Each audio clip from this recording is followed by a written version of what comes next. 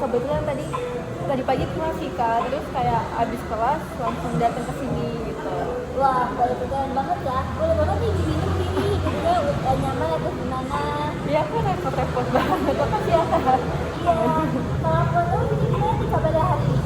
Eh, Kalau alhamdulillah kalau kabar untuk hari ini cukup baik sih Kak. Ya walaupun agak capek karena tadi tuh kayak berapa ya 9 SKS Kak kuliahnya gitu.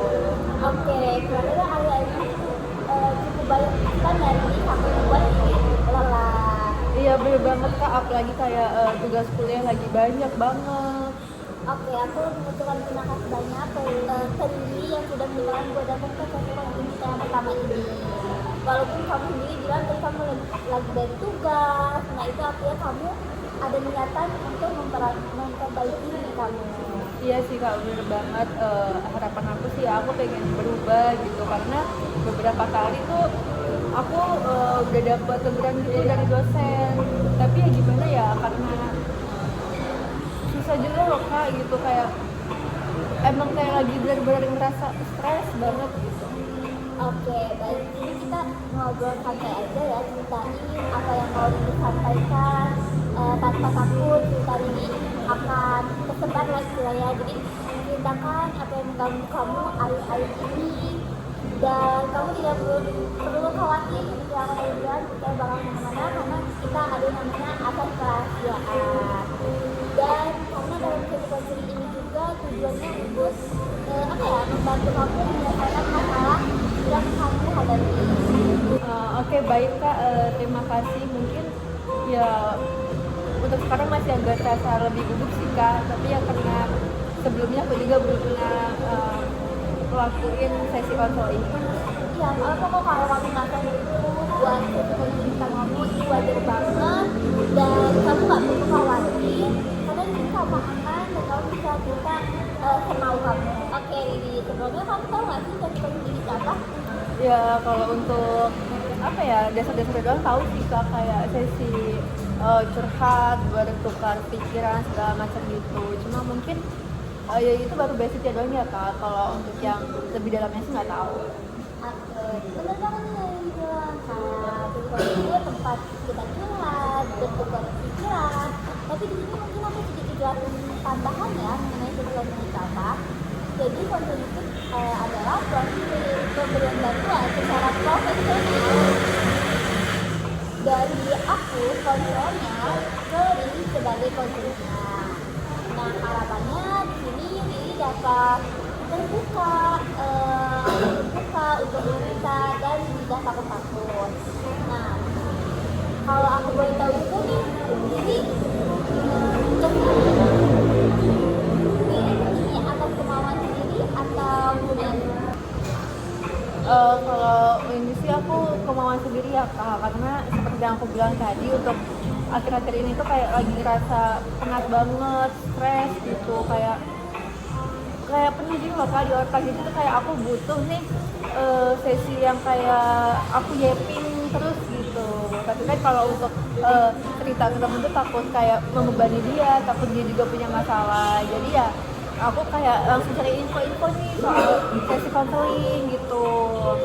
Dan akhirnya aku ketemu ini sesi konselingnya Kakak. Tapi setelah yang aku kayak ngadu ke teman gitu, kayak ceritain keluh kesah aku, ya mereka juga nge-support aku untuk coba aja kamu datang ngelakuin sesi konseling gitu sih Kak. Oke, baik. Tadi ini atas kemauan sendiri ya, dan di support lingkungan kita.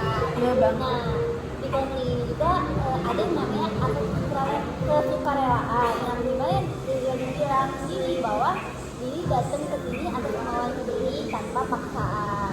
Dan juga tadi aku sempat dengar Diri bilang cari-cari aku di internet ini ya? Iya benar. Oke, aku terima kasih banget loh ke Diri karena sudah mempercayai aku di sini untuk sebagai konselor diri lah, selain membantu diri daripada konselor yang lainnya. Baik Kak. Oke, untuk sesi konseling hari ini mungkin kita simpan waktunya 25 sampai 30 menit. Apakah dari kamu cukup? Cukup Kak. 25 sampai 30 menit ya kak. Ya mungkin untuk sesi konseling yang pertama itu udah termasuk cukup sih kak bagi aku. Baik, jadi kita cukupkan ya konseling kita berlangsung sama 25 sampai 30 menit. Terima kasih ya Riri atas kesetujuannya. Oke, jadi aku sudah dengar nih kamu tadi stres ya. Kalau aku boleh tahu stres kenapa nih? Stres ya karena banyak banget gitu loh kak tugasnya, kayak nggak berhenti setiap hari itu pasti ada deadline gitu. Oke, banyak banget tugas ya. Jadi kalau aku boleh aku tahu, jadi apa nih yang sedang terjadi dengan tugas kuliah kamu? Jadi gini kak, kayak akhir-akhir ini aku kayak sering telat gitu ngumpulin tugasnya, bahkan kadang nggak ngumpulin sama sekali gitu. Tapi itu tuh bukan sengaja kayak lebih kayak aku nggak bisa backup semua tugas-tugas yang mepet-mepet itu sih kak gitu. Oke, jadi di sini kamu akhir-akhir ini cukup sering apa ya terlambat ya mengerjakan tugas, bahkan kayak beberapa tugas sempat tidak pulang gitu ya. Iya kak, betul banget. Aku juga udah sering tuh kena tegur dengan dosen. Aku juga sebenarnya tuh nggak mau kayak gini kak. Oke, aku paham banget. Tapi kalau aku boleh tahu nih, menurut kamu apa hal yang biasanya membuat hal ini terjadi itu? Ya seperti yang aku bilang tadi kak, kayak tugas aku akhir-akhir ini kayak banyak banget. Terus deadline-nya itu kayak berdekatan gitu loh kak. Nah aku tuh kayak udah nugas kayak sampai berjam-jam gitu. Karena ya memang sebanyak itu gitu kan. Nah awalnya tuh aku cuma kayak pengen istirahat lah sebentar. Aku scrolling sosmed gitu, TikTok gitu dan lain-lain gitu. Tapi malah kayak akhirnya keterusan gitu, jadi kayak ke distract gitu sama scrollingnya sampai lupa buat lanjutin dia tugasnya gitu. Oke, aku paham sih. Jadi kamu tuh merasa waktunya yang awalnya cuma sebentar untuk istirahat, tapi malah jadi bikin tugas kamu tertunda ya gitu. Iya kak, bener banget. Terus tuh pas deadline-nya udah deket, udah mepet, malah aku jadi panik sendiri gitu. Kayak apalagi kalau semisal ada beberapa tugas yang deadline-nya tuh beneran semepet itu dan belum aku kerjain semua kak. Dan ya ujung-ujungnya itu buat aku stres sendiri gitu kak.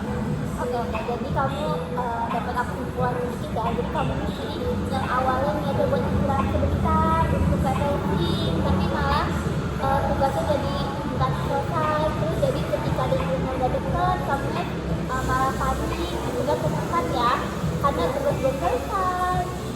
Tapi deadline udah dekat. Kalau aku boleh tahu nih, lalu apa sih dampak terhadap kuliah kamu yang kamu rasakan?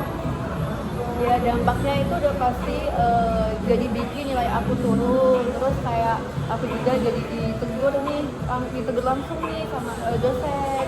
Jadi ya bikin aku malu sama dosen dan temen-temen juga sih kak, karena ya waktu aku dipanggil pasti temen-temen tahu gitu kak.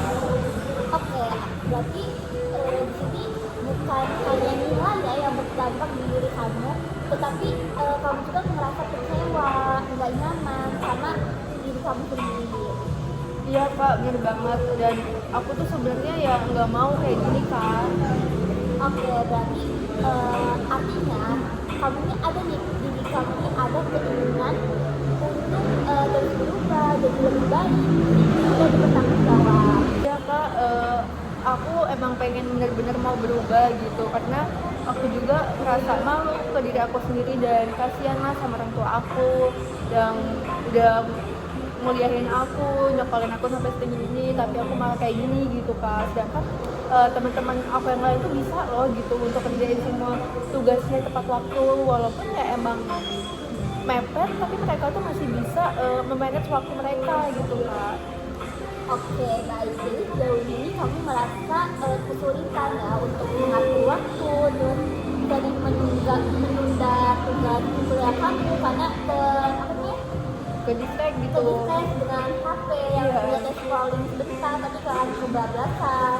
Terus akibatnya juga kamu telah tidur tugas, nilai juga jadi turun dan kamu merasa stres banget dan kecewa dengan diri kamu ya. Iya kak, betul banget. Baik, sekarang kita coba ya untuk berubah perilaku kamu secara perlahan dengan latihan dan kebiasaan. Jadi di sini kita fokuskan untuk membentuk perilaku disiplin kamu. berarti karakter aku yang kayak gini masih bisa ya kak untuk berubah? Bisa banget dong. Aku melihat ini kamu tuh punya kesadaran yang cukup gitu untuk kamu bisa menyadari masalah kamu dan mau mencari bantuan dengan datangnya ke sini. Oke, nah sekarang aku mau ngajak kamu nih untuk menggunakan teknik reward and punishment. Dimana kamu kira-kira udah pernah dengar belum sih teknik ini sebelumnya? Apa tadi kak? Reward and punishment. Ya, apa ya kak itu? Aku belum pernah denger sih sebelumnya. Oke, aku setuju banget ya. Jadi teknik ini nih untuk membantu kebiasaan baru melalui penghargaan dan konsekuensi. Jadi nanti setiap kamu berhasil mengumpulkan tugas tepat waktu, terus sudah menunda tugas dan bisa membagi waktu, maka kamu akan dapat reward berupa penambahan poin gitu. Jadi gitu ya kak. Terus kalau misalnya aku masih terlambat gitu gimana kak? Nah, kalau misalnya kamu masih terlambat menunjukkan tugas, sulit membagi waktu, kamu akan dapat apa ya? Berkurang sebagai dapat poin yang kamu dapat itu bakal berkurang gitu sebagai bentuk konsekuensinya gitu. Oh jadi kayak sistem penilaian gitu ya kak? Oke, betul banget nih. Jadi kita akan buat ya contoh-contoh poinnya. Jadi kalau misalnya kamu tepat nih mengumpulkan tugas, kamu akan mendapatkan tambahan 10 poin. Tetapi apabila kamu telah mengumpulkan tugas, kamu akan dapat pengurangan 5 poin. Nah, dan apabila kamu tidak mengerjakan tugas sama sekali, kamu dapat pengurangan poin sekitar 10 poin. Nah, poin ini harus kamu kumpulkan. Poin ini harus kamu kumpulkan menjadi 1 poin supaya jika 1 poin ini udah terkumpul, kamu bisa memberikan hadiah kepada diri kamu sebagai bentuk apresiasi. Ya, jadi aku harus berhasil ngumpulin sampai 100 poin ya kak? Betul banget, dengan selalu memutuskan 1 poin, kamu bisa berjaga motif kamu, beli barang yang sudah kamu pengenin, kayak contoh keinginan kamu lah yang dari dulu bayarannya kamu beli yang belum dicapai, atau misalnya kamu ini harus bisa mencapai 1 poin tersebut, dan itu kamu bisa berikan diri kamu sebagai bentuk apresiasi atau penghargaan. Oke, berarti itu bisa dibilang self reward kali ya kak? Kayak jujur aku jadi lebih termotivasi sih kak, karena kebetulan juga aku tuh punya wishlist lah yang kayak aku pengen banget gitu, tapi emang belum kesampaian. Nah, itu bagus banget tuh. Aku juga melihat di sini kamu udah mulai punya apa ya? Punya semangat lah untuk mencobanya. Baik kak, ya aku akan berusaha untuk coba sih nanti pasti. Oke, kalau aku boleh tahu nih, dalam itu biasanya ada berapa tugas yang dikasih? Kan aku tuh ada 10 mata kuliah nih kak semester ini gitu, dan dalam seminggu itu ya udah pasti 10 mata kuliah itu kan, dan biasanya setiap minggu itu ada 5 sampai 7 tugas kak. Nah, kan bayangkan, nah dengan kamu apa ya berhasil kumpul tugas tepat waktu dalam waktu 2 minggu, kamu sudah bisa memberikan satu reward ke diri kamu sendiri, dan itu tuh perasaannya itu buat diri kamu sendiri gitu loh untuk kedepannya. Nah, kalau aku boleh tahu nih, diri kamu target realistis buat minggu depan apa? Mungkin aku mau coba untuk kumpulin semua tugas aku tepat waktu, dan minimal ya jangan sampai ada yang kosong lah kak, dan jangan sampai ada yang telat. Oke, baik. Jadi target utama kamu itu untuk membuat tugas waktu dan tepat waktu ya. Nah, itu bagus sekali. Kamu sudah memiliki kesadaran, keinginan, dan apa ya? Dan target yang akan membantu kamu untuk berubah gitu. Oke. Nah, dengan adanya poin ini, kamu juga menjadi terbiasa akan hal untuk mengumpulkan tugas tepat waktu, sehingga tidak terbebani juga di diri kamu, dan kamu juga tidak terlalu stres untuk mengumpulkan tugas. Apakah dapat dipahami? Udah paham sih kak sejauh ini. Oke. nggak kerasa ini kita udah hampir habis. Dari kamu masih ada yang ingin ditanyakan nggak?